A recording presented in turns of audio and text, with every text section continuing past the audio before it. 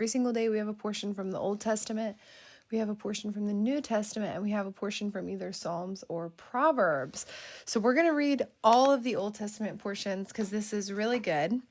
So this is the portion where they send spies out to investigate the promised land, okay? This is a very famous Bible story about Joshua and Caleb, right? And the 12 Israelite spies that went and came back with the bad report, okay? So it's found in Numbers chapter 13, verse 26, and we're going to go through Numbers chapter 13 all the way to Numbers chapter 18. So we're going to read 4 chapters, and I'm going to go a little bit faster than normal through this. So again, this is the famous story where they send the Israelite spies to check out the promised land. Hey, Sydney. So Numbers chapter 13, verse 26, report on the exploration. So they came back to Moses and Aaron and the whole Israelite community at Kadesh in the desert of Paran. There they reported to them and to the whole assembly and showed them the fruit of the land. They gave Moses this account. We went into the land to which you sent us, and it does flow with milk and honey. This is exclamation point. It does flow with milk and honey. God was right. God told you that it flowed with milk and honey. He was right. He didn't lie to you, okay? Here is its fruit.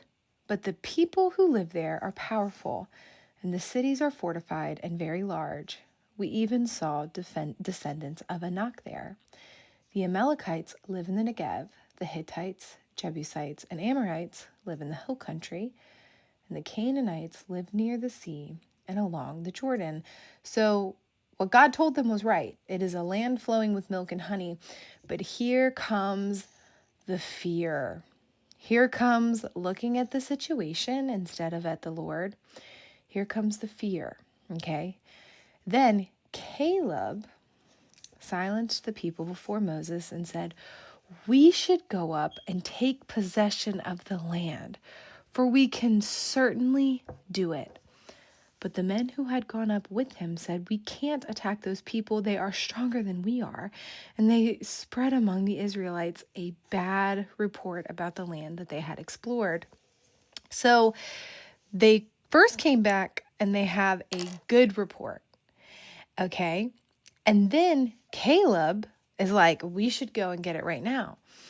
Then they're like, "No, we cannot. They're stronger than us." So then they start to basically lie and spread a bad report about the land. The land we explored devours those living in it. All the people we saw there are of great size. We saw the Nephilim there. The descendants of Anak come from the Nephilim. We seemed like grasshoppers in our own eyes, and we looked the same to them. I loved this. We seemed like grasshoppers in our own eyes, and we looked the same to them. They saw themselves as small. They saw themselves as small before the Amalekites or the Nephilim or the descendants of Anak saw them, right? The descendants of Anak, who knows if they even saw them? The people rebel. That night, all the people of the community raised their voices and wept aloud. All the Israelites grumbled against Moses and Aaron, and the whole assembly said to them, "If only we had died in Egypt or in this desert. Why is the Lord bringing us to this land, only to let us fall by the sword? Our wives and children will be taken as plunder. Wouldn't it be better for us to go back to Egypt?" And they said to each other, "We should choose a leader and go back to Egypt." Mind you, if they go back to Egypt, their children will still fall just by the river. Everything God had promised them is true, but they keep letting fear get in their way. They keep letting their lack of faith get in the way. Everything God told them was true.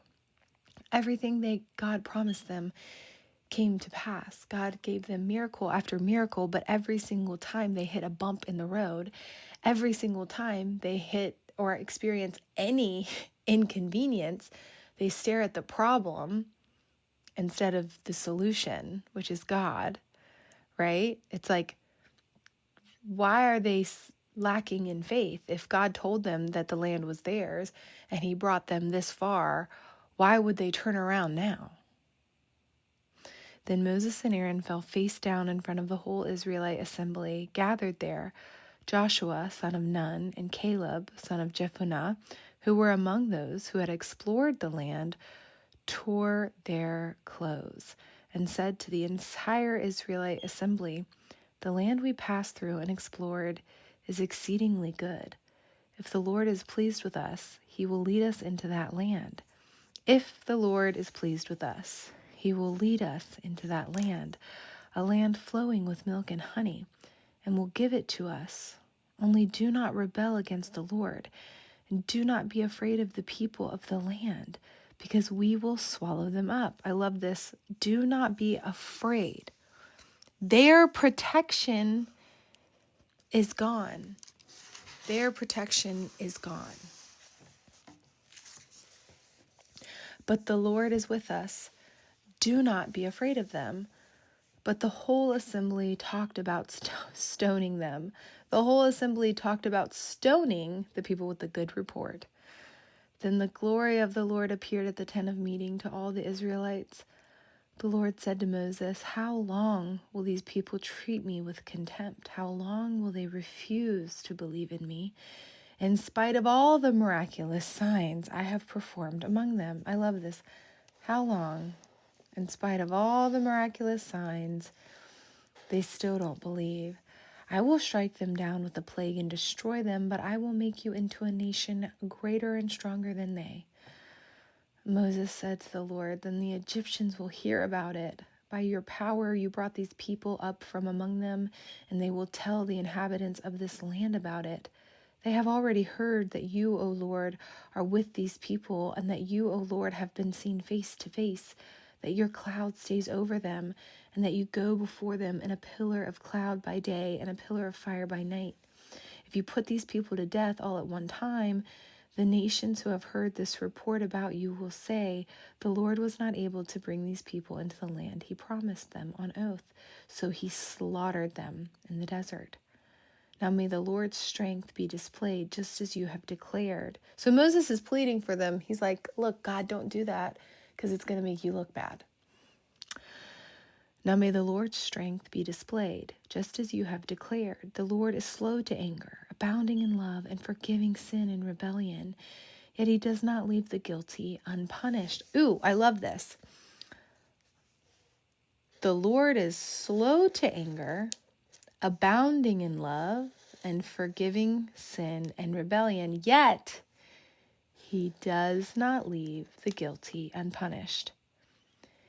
He punishes the children for the sin of the fathers to the third and fourth generation. In accordance with your great love, forgive the sin of these people, just as you have pardoned them from the time they left Egypt until now. The Lord replied, "I have forgiven them, as you asked.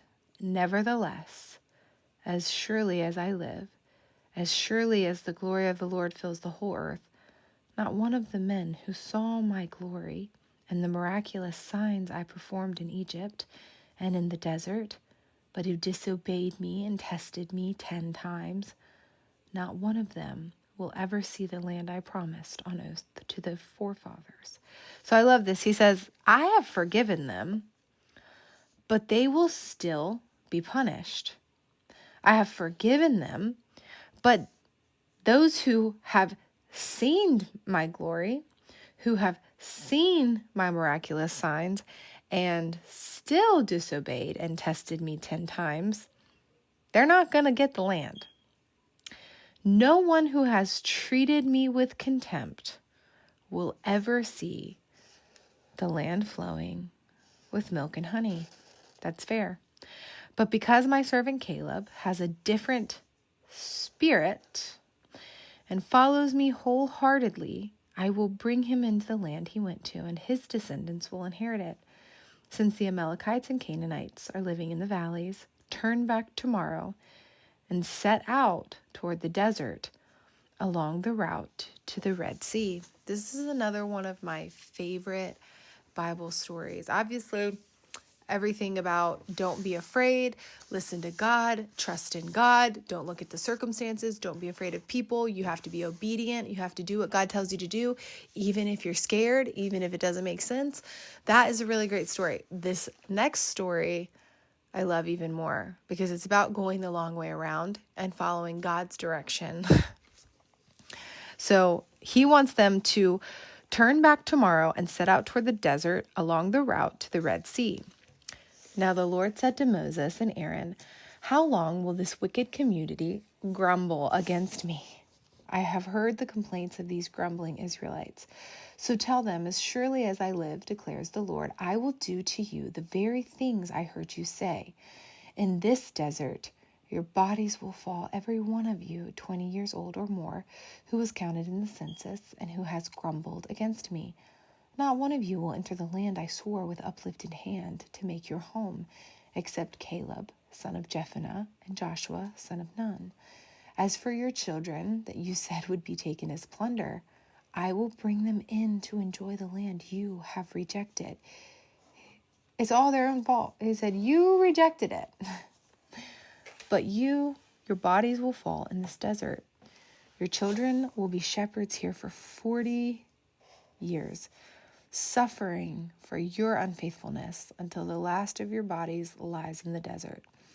For 40 years, 1 year for each of the 40 years you explored the land, you will suffer for your sins and know what it is like to have me against you. I, the Lord, have spoken, and I will surely do these things to this whole wicked community, which has banded together against me. They will meet their end in this desert. Here they will die. He says, okay, fine. I'll do all of the things you said I was doing anyway. He's like, you've been grumbling and complaining and accusing me. He said, I'm going to give you a taste of what it's like when I actually do all of the things you say I'm doing. He's like, I've not been doing any of this so far, but let me take my hand off of you for 1 second and give you a taste of what it's actually like. So the men Moses had sent to explore the land, who returned and made the whole community grumble against him by spreading a bad report about it. It's like, this is interesting. We see this a lot now. Somebody might be doing something good, and it just takes 12 bad people. It takes 12 people with a crappy attitude to spread a bad report to make the entire community grumble. Of the men who went to explore the land, only Joshua, son of Nun, and Caleb, son of Jephunneh, survived. When Moses reported this to all the Israelites, they mourned bitterly. Early the next morning, they went up toward the high hill country. We have sinned, they said. We will go up to the Lord, the place promised. But Moses said, why are you disobeying the Lord's command? This will not succeed. Do not go up, because the Lord is not with you. You will be defeated by your enemies, for the Amalekites and Canaanites will face you there, because you have turned away from the Lord. He will not be with you, and you will fall by the sword. Nevertheless, in their presumption, they went up toward the high hill country, though neither Moses nor the ark of the Lord's covenant moved from the camp. Then the Amalekites and Canaanites who lived in that hill country came down and attacked them and beat them down all the way to Hormah. Which is interesting because it's like, God told you that in your last season and you didn't listen. And now he's giving you a new direction. He told you to go back toward the Red Sea. Okay? Don't disobey what God is doing now because you're trying to do what you were meant to do. It's too late for that. Do what God's telling you to do now. Okay? You don't want to go where the Lord's not with you. He was like, look, don't go there. The Lord's not coming with you there.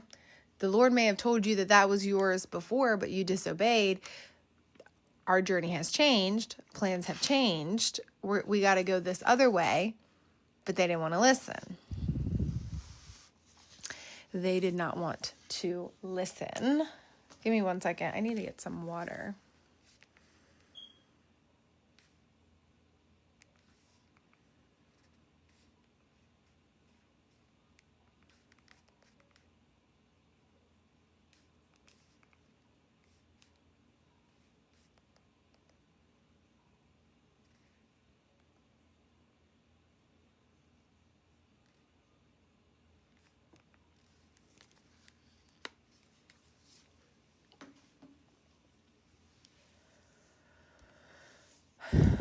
Moving forward, we are going to pick up in Numbers chapter 15, verses 1 through 16:35, supplementary offerings. The Lord said to Moses, "Speak to the Israelites and say to them, after you enter the land I am giving you as a home, and you present to the Lord offerings made by fire from the herd or the flock as an aroma pleasing to the Lord, whether burnt offerings or sacrifices for special vows, or freewill offerings or festival offerings, then the one who brings his offering shall present to the Lord a grain offering of 1/10 of an ephah of fine flour mixed with 1/4 of a hin of oil. With each lamb for the burnt offering or the sacrifice, prepare 1/4 of a hin of wine as a drink offering. With the ram, prepare a grain offering of 2/10 of an ephah of fine flour mixed with 1/3 of a hin of oil, and 1/3 of a hin of wine as a drink offering. Offer it as an aroma pleasing to the Lord. When you prepare a young bull as a burnt offering or sacrifice for a special vow or a fellowship offering to the Lord, bring with the bull a grain offering of 3/10 of an ephah of fine flour mixed with 1/2 a hin of oil. Also bring 1/2 a hin of wine as a drink offering. It will be an offering made by fire, an aroma pleasing to the Lord. Each bull or ram, each lamb or young goat is to be prepared in this manner. Do this for each one, for as many as you prepare. Everyone who is a native born must do these things in this way when he brings an offering made by fire as an aroma pleasing to the Lord. For the generations to come, whenever an alien or anyone else living among you presents an offering made by fire as an aroma pleasing to the Lord, he must do exactly as you do. The community is to have the same rules for you and for the alien living among you. This is a lasting ordinance for the generations to come. You and the alien shall be the same before the Lord." So I love this. Alien is another word for immigrant. So you and the immigrant shall be the same before the Lord. You're held to the same standard. You're held to the same expectation. You're all held accountably equally, but you're all seen as equals. Okay? The same laws and regulations will apply both to you and to the alien living among you. The Lord said to Moses, "Speak to the Israelites and say to them, when you enter the land to which I am taking you, and you eat the food of the land, present a portion as an offering to the Lord. Present a cake from the first of your ground meal and present it as an offering from the threshing floor. Throughout the generations to come, you are to give the offering to the Lord from the first of your ground meal." Now, if you unintentionally fail to keep any of these commands the Lord gave Moses, any of the Lord's command to you through him, from the day the Lord gave them and continuing through the generations to come, and if this is done unintentionally, without the community being aware of it. So there is a little bit of a difference between intentional and unintentional. It is to offer a young bull for a burnt offering as an aroma pleasing to the Lord, along with its prescribed grain offering and drink offering, and a male goat for a sin offering. The priest is to make atonement for the whole Israelite community, and they will be forgiven, for it was not intentional, and they have brought to the Lord for their wrong an offering made by fire and a sin offering. The whole Israelite community and the aliens living among them will be forgiven, because all the people were involved in the unintentional wrong. So they unintentionally sin, they make an offering. Alien or not, they're all involved. But if just one person sins unintentionally, he must bring a year-old female goat for a sin offering. The priest is to make atonement before the Lord for the one who erred by sinning unintentionally, and when atonement has been made for him, he will be forgiven. One and the same law applies to everyone who sins unintentionally, whether he is a native-born Israelite or an alien. But anyone who sins defiantly, whether native-born or alien, blasphemes the Lord, and that person must be cut off from his people because he has despised the Lord's word and broken his commands. That person must surely be cut off. His guilt remains on him. So there's kind of a difference in society back then between intentional and unintentional. The Sabbath breaker put to blank. While the Israelites were in the desert, a man was found gathering wood on the Sabbath day. Those who found him gathering wood brought him to Moses and Aaron and the whole assembly, and they kept him in custody because it was not clear what should be done to him. Then the Lord said to Moses, "The man must die. The whole assembly must stone him outside the camp." So the assembly took him outside the camp and stoned him to death, as the Lord commanded Moses. Tassels on garments. The Lord said to Moses, "Speak to the Israelites and say to them, throughout the generations to come, you are to make tassels on the corners of your garments with a blue cord on each tassel. You will have these tassels to look at, so you will remember all the commands of the Lord, that you may obey them and not prostitute yourself by going after the lusts of your own hearts and eyes. Remember the commands of the Lord and do not go after the lusts of your own hearts and eyes." It is heart first. This is something we talk about a lot in this Bible study. Don't follow your heart. If you follow your heart, you are going to end up miserable because the heart is deceptive above all things. And so I think it's very interesting here that it says hearts, you will follow the lust of your heart and before eyes, okay? Don't always follow your heart. Your heart is 9 times out of 10 a liar. Then you will remember to obey all my commands and will be consecrated to your God.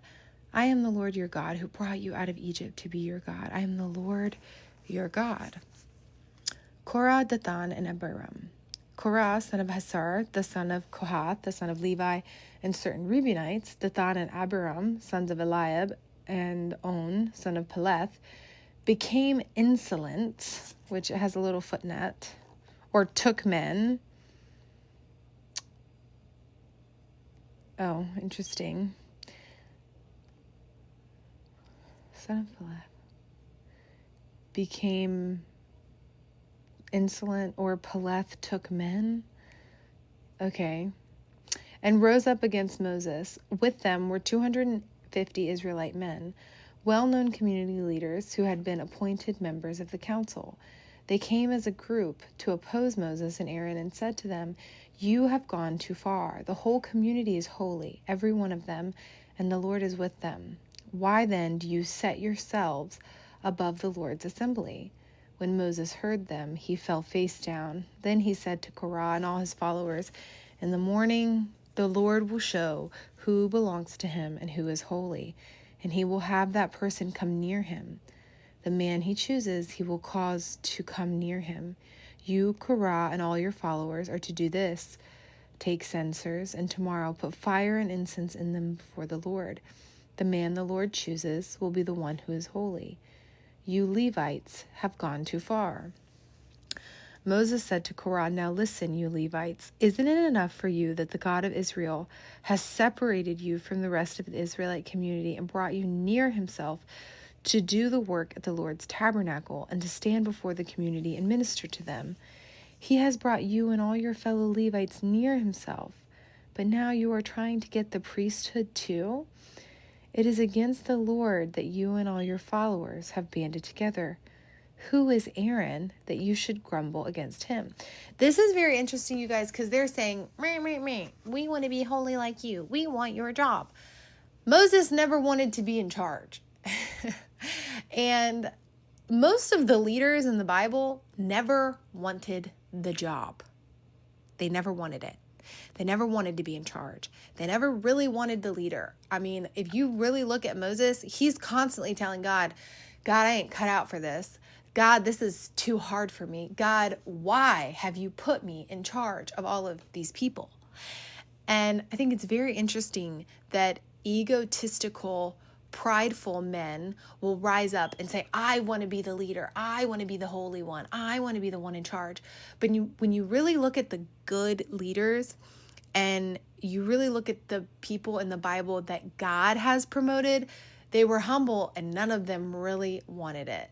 So I always kind of take it as like a red flag when someone wants to exalt themselves and make themselves the leader instead of allowing God to exalt them, right? Because God will exalt you. If God wants you in a position, he's going to put you in that position.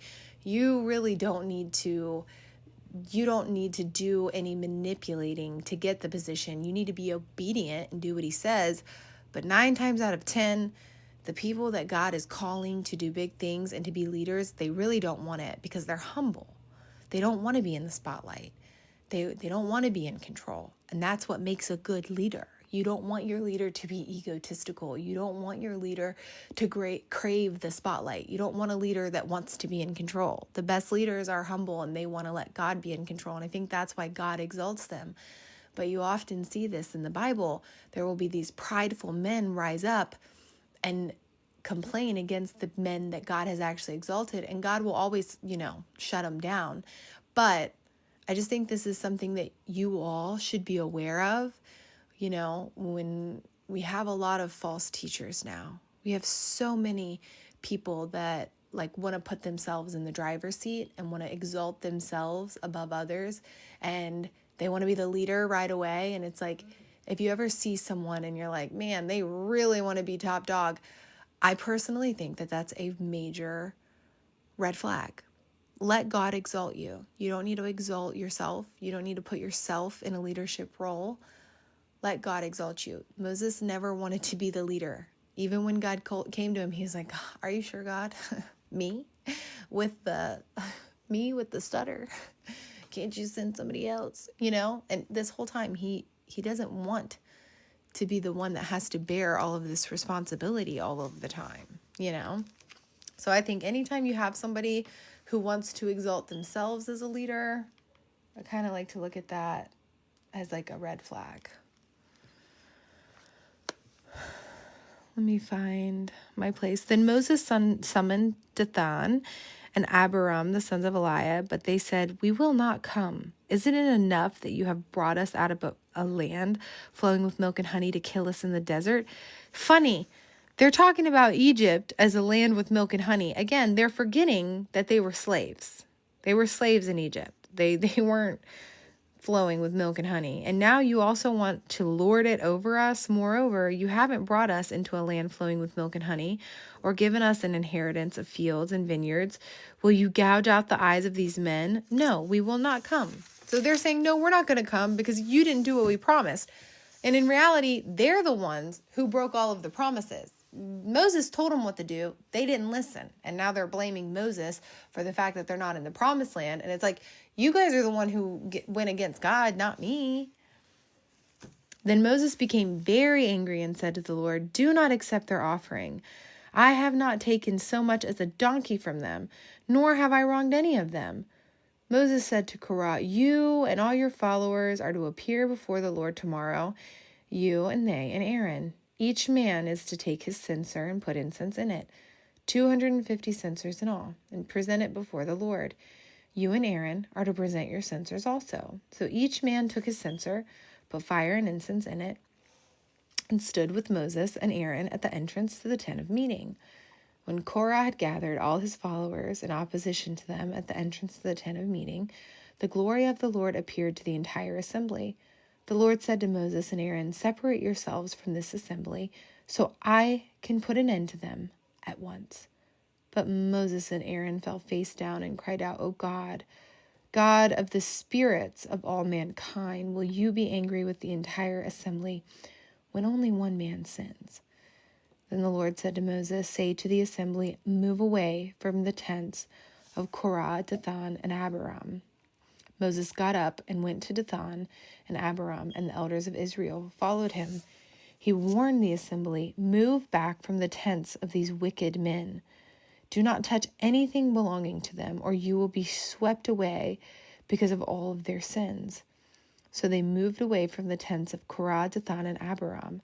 Dathan and Abiram had come out and were standing with their wives, children, and little ones at the entrance to their tents. Then Moses said, this is how you will know that the Lord has sent me to do all these things, and that it was not my idea. If these men die a natural death and experience only what usually happens to men, then the Lord has not sent me. But if the Lord brings about something totally new, and the earth opens its mouth and swallows them up with everything that belongs to them, and they go down alive into the grave, then you will know that these men have treated the Lord with contempt. Not me, he's saying the Lord. As soon as he finished saying all this, the ground under them split apart, and the earth opened its mouth and swallowed them with their households and all Korah's men and all their possessions. They went down alive into the grave with everything they owned. The earth closed over them, and they perished and were gone from the community. At their cries, all the Israelites around them fled, shouting, "The earth is going to swallow us too." And fire came out from the Lord and consumed the 250 men who were offering the incense. Okay, so this is interesting because Moses is always a good leader, because even when these people were coming against them, he still prayed, God, don't take them all. They have been deceived by these wicked men who have rallied them against us. Let's not kill the whole assembly. Let's not, get too hasty. It's like, even though they had been sinning against Moses and Aaron always not always, but a lot of the time, they take the high road. They're better men than me. So moving forward to our Old Testament portion for today, finally, we are going to get into Numbers chapter 16, verse 36 through 18:32. Hold on, I need to text my daughter back.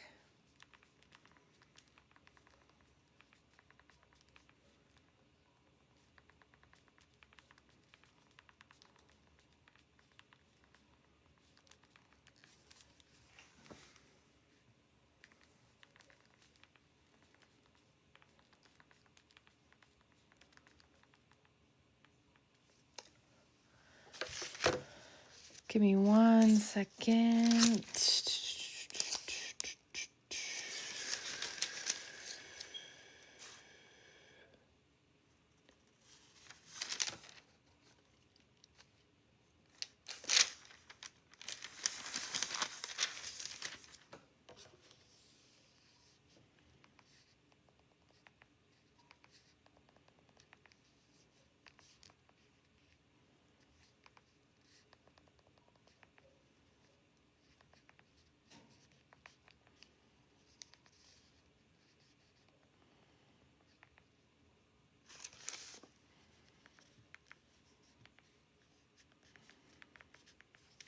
All right.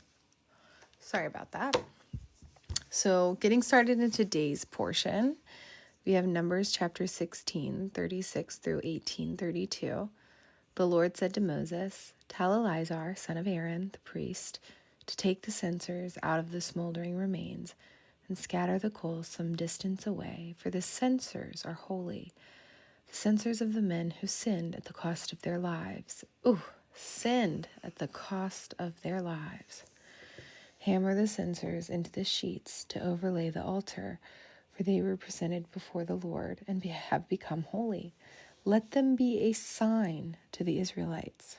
Now remember, they're always setting up altars and signs to remember. And I encourage everyone here to write down your answered prayers, write down your revelations, write down when God has really brought you something so that you don't forget it. The Israelites were always setting up altars to remind themselves, God did this in this place. And in the same way, we need to be reminded, God did this, So start keeping track. Buy a separate notebook. Start a separate Google Doc, whatever you need to do. Hammer the censers into the sheets to overlay the altar, for they were presented before the Lord and have become holy. Let them be a sign to the Israelites. So Eleazar the priest collected the bronze censers brought by those who had been burned up, and he had them hammered out to overlay the altar.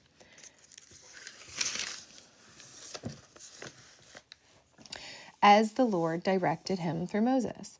This was to remind the Israelites that no one except a descendant of Aaron should come to burn incense before the Lord, or he would become like Korah and his followers.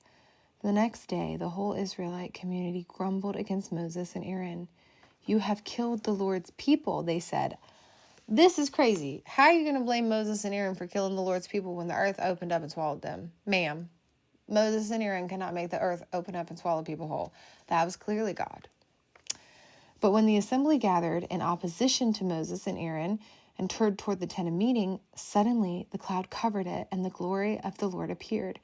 Then Moses and Aaron went to the front of the tent of meeting, and the Lord said to Moses, "Get away from this assembly, so I can put an end to them at once." And they fell face down. Then Moses said to Aaron, "Take your censer and put incense in it, along with fire from the altar, and hurry to the assembly to make atonement for them. Wrath has come out from the Lord. The plague has started."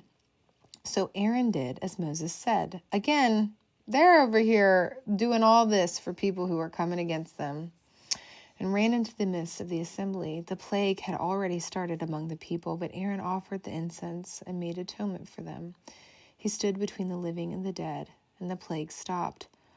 But 14,700 people died from the plague, in addition to those who had died because of Korah. Then Aaron returned to Moses at the entrance to the tent of meeting, for the plague had stopped. It's like the Israelites are foolish, and so are we. I heard a really wise Bible teacher say, do not, when you read the Bible, put yourself in the position of David or Jesus or Moses or Aaron. You are the Israelites. We are the Israelites. Put yourself in the position of the Israelites. When you read the Bible, remember who you are. Do not center yourself as the main character. Okay? And I can relate to this because God has done some wonderful things for me. God has moved mountains for me. God has given me so many signs, so much clarity. Let me encounter one hiccup. Let me face one inconvenience. Let something not go my way for 6 months. Let me not get what I thought I was supposed to get. I'm going to be just like the Israelites. And I think that it's really important to be able to see yourself realistically and see your human nature in that way. Because, y'all, they literally watched 250 people be swallowed up by the earth. And then the very next day, they were complaining and grumbling again. It's like, oh my gosh, what's it going to take for you people to figure it out? Anyway, the budding of Aaron's staff. The Lord said to Moses, "Speak to the Israelites and get 12 staffs from them, one from the leader of each of their ancestral tribes. Write the name of each man on his staff. On the staff of Levi, write Aaron's name, for there must be one staff for the head of each ancestral tribe. Place them in the tent of meeting in front of the testimony where I meet with you. The staff belonging to the man I choose will sprout, and I will rid myself of this constant grumbling against you by the Israelites." Mind you, it wasn't enough that he split the earth and swallowed those people up. Now he's like, oh, go get everybody's staff. I'm going to make Aaron's staff sprout in front of everybody so that they'll stop grumbling once and for all. Doesn't ever really work, but he's like, I'll make it plain as day, but people are still blind. God does this even to this day. He makes it plain as day, and people just, I swear, choose to close their eyes. So anyway, Moses spoke to the Israelites, and their leaders gave him 12 staffs, one for the leader of each of their ancestral tribes. And Aaron's staff was among them. Moses placed the staffs before the Lord in the tent of the testimony. The next day, Moses entered the tent of the testimony and saw that Aaron's staff, which represented the house of Levi, had not only sprouted, but had budded, blossomed, and produced almonds. Then Moses brought out all the staffs from the Lord's presence to all the Israelites. They looked at them, and each man took his own staff. The Lord said to Moses, "Put back Aaron's staff in front of the tent of testimony, to be kept as a sign to the rebellious. This will put an end to their grumbling against me, that they will not die." Moses did just as the Lord commanded him. The Israelites said to Moses, "We will die. We are lost. We are all lost. Anyone who even comes near the tabernacle of the Lord will die. We are all going to die." Literally, God's like, let this be a sign that they will not die. They're instantly like, we're going to die. They're so annoying. The duties of the priests and the Levites. The Lord said to Aaron, You, your sons, and your father's family are to bear the responsibility for offenses against the sanctuary, and you and your sons alone are to bear the responsibility for offenses against the priesthood. Bring your fellow Levites from your ancestral tribe to join you and assist you when you and your sons minister before the tent of the testimony. They are to be responsible to you and are to perform all the duties of the tent, but they must not go near the furnishings of the sanctuary or the altar, or both they and you will die. They are to join you and be responsible for the care of the tent of meeting, all the work at the tent, and no one else may come near where you are. You are to be responsible for the care of the sanctuary and the altar, so that wrath will not fall on the Israelites again. I myself have selected your fellow Levites from among the Israelites as a gift to you, dedicated to the Lord to do the work at the tent of meeting. But only you and your sons may serve as priests in connection with everything at the altar and inside the curtain. I am giving you the service of the priesthood as a gift. Anyone else who comes near the sanctuary must be put to death. So the Levites do all the work, but only Aaron and his sons and his direct descendants are to do the work of the priesthood. Offerings for priests and Levites. Then the Lord said to Aaron, I myself have put you in charge of the offerings presented to me. All the holy offerings the Israelites give me, I give to you and your sons as your portion and regular share. You are to have the part of the most holy offerings that is kept from the fire. So there are some things burnt as a pleasing aroma to the Lord, and the parts that aren't burned, the suet and stuff, those are given to the priests. That part belongs to you and your sons. Eat it as something most holy. Every male shall eat it. You must regard it as holy, so don't forget that what you're eating is holy. This also is yours. Whatever is set aside from the gifts of all the wave offerings of the Israelites, I give this to you and your sons and daughters as your regular share. Everyone in your household who is ceremonially clean may eat it. So he's making sure that the priests and their families are well taken care of, because they don't work regular jobs and make money. So they have to survive somehow. They don't live on air, because kingdom work is work. I give you all the finest olive oil and all the finest new wine and grain they give the Lord as the first fruits of their harvest. All the land's first fruits that they bring to the Lord will be yours. Everyone in your household who is ceremonially clean may eat it. So if they're not ceremonially clean, they don't get it. So they still have to be held accountable. Everything in Israel that is devoted to the Lord is yours. The first offspring of every womb, both man and animal, that is offered to the Lord is yours. But you must redeem every firstborn son and every firstborn male of unclean animals. When they are a month old, you must redeem them at the redemption price set at 5 shekels of silver, according to the sanctuary shekel, which weighs 20 gerahs. But you must not redeem the firstborn of an ox, a sheep, or a goat. They are holy. Sprinkle their blood on the altar and burn their fat as an offering made by fire, an aroma pleasing to the Lord. Their meat, so you're burning the fat, and the meat is to be yours, just as the breast of the wave offering and the right thigh are yours. I wonder what is by the left thigh. I wonder if there's something slightly toxic, because I feel like science always validates some of these rules. Whatever is set aside from the holy offerings the Israelites present to the Lord, I give to you and your sons and daughters as your regular share. It is an everlasting covenant of salt before the Lord for both you and your offspring.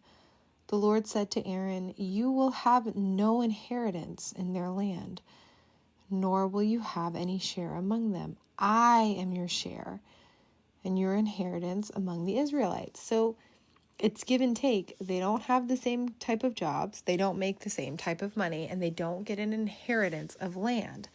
But they do receive the Lord, and they do receive the offerings and sacrifices made to the Lord. I give to the Levites all the tithes in Israel as their inheritance in return for the work they do while serving at the tent of meeting. from now on, the Israelites must not go near the tent of meeting. That's interesting. I've never noticed that before.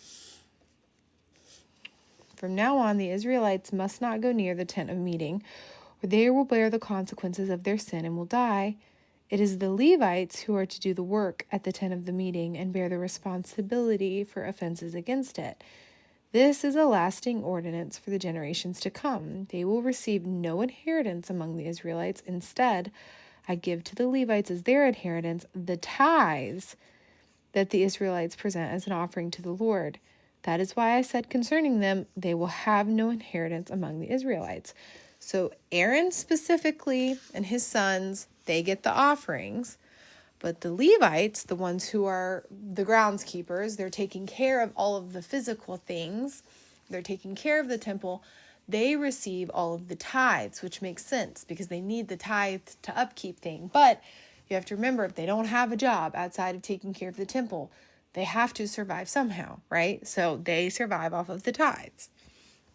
The Lord said to Moses, "Speak to the Levites and say to them, when you receive from the Israelites the tithe I give you as your inheritance, you must present a tenth of that tithe as the Lord's offering." So although they're receiving the tithe, they still have to tithe on the tithe.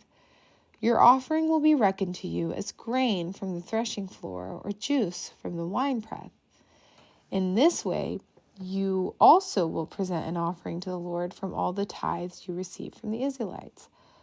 From these tithes, you must give the Lord's portion to Aaron the priest.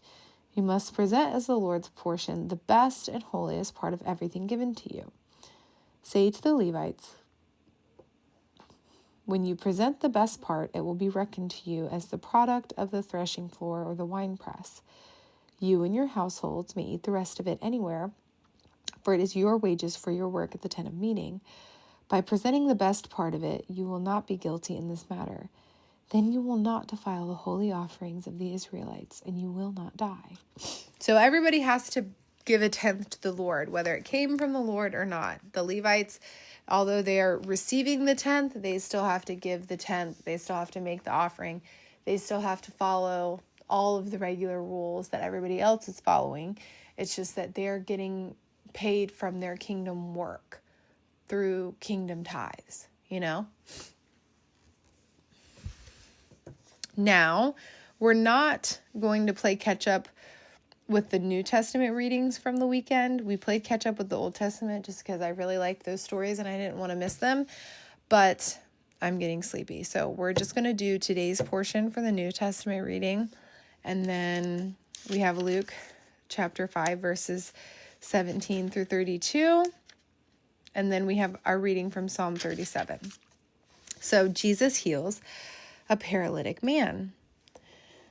One day, as he was teaching, Pharisees and teachers of the law, who had come from every village of Galilee and from Judea and Jerusalem, were sitting there, and the power of the Lord was present for him to heal the sick. Some men came carrying a paralytic on a mat and tried to take him into the house to lay him before Jesus. Sorry, I was looking to see where they were. When they could not find a way to do this because of the crowd, they went up on the roof and lowered him on his mat through the tiles into the middle of the crowd, right in front of Jesus. When Jesus saw their faith, he said, "Friend, your sins are forgiven." The Pharisees and the teachers of the law began thinking to themselves, "Who is this fellow who speaks blasphemy? Who can forgive sins but God alone?" Jesus knew what they were thinking and asked, "Why are you thinking these things in your hearts?" Again, the heart is deceptive, the heart is malicious, the heart can be cruel. Which is easier to say, "Your sins are forgiven," or to say, "Get up and walk"? But that you may know that the Son of Man has authority on earth to forgive sins, he said to the paralyzed man, "I tell you, get up, take your mat and go home." Immediately he stood up in front of them, took what he had been lying on, and went home, praising God. Everyone was amazed and gave praise to God. They were filled with awe and said, "We have seen remarkable things today." The calling of a Levi.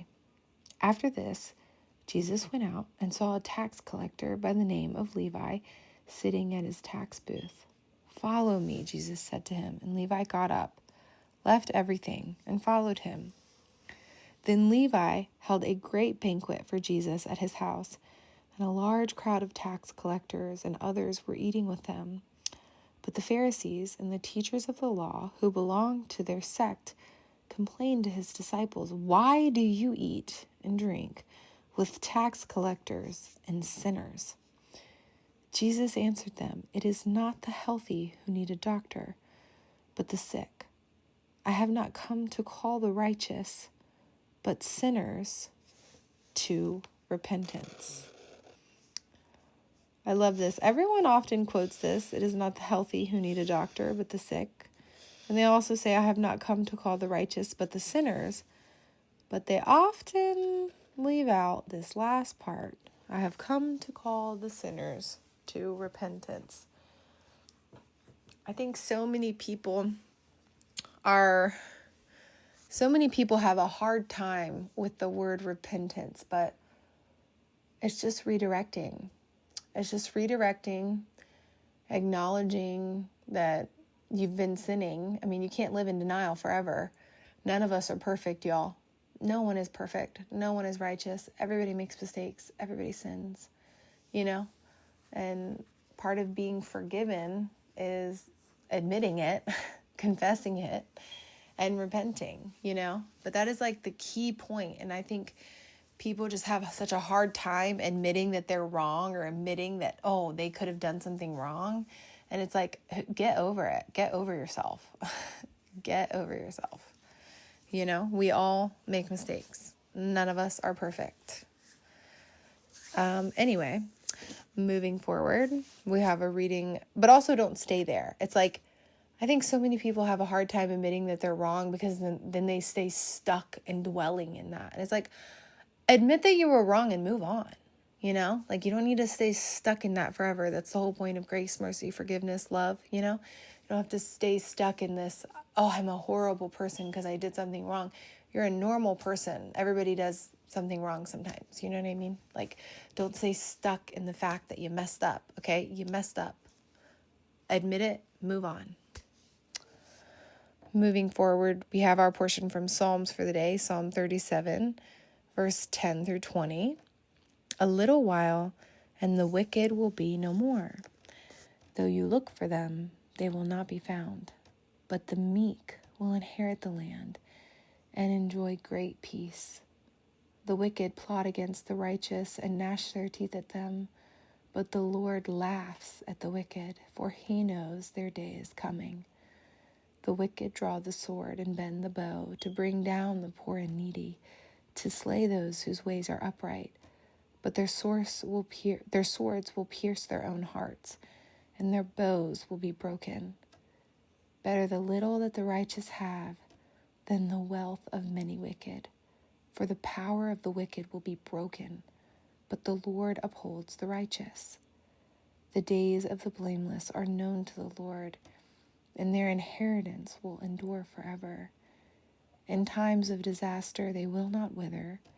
In days of famine they will enjoy plenty. But the wicked will perish. The Lord's enemies will be like the beauty of the field. They will vanish like smoke.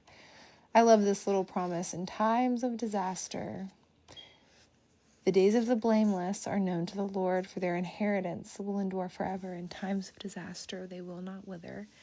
In days of famine they will enjoy plenty. So anyway, that is all for today. Thank you guys for tuning in. Hi Mia. I'm about to call you back.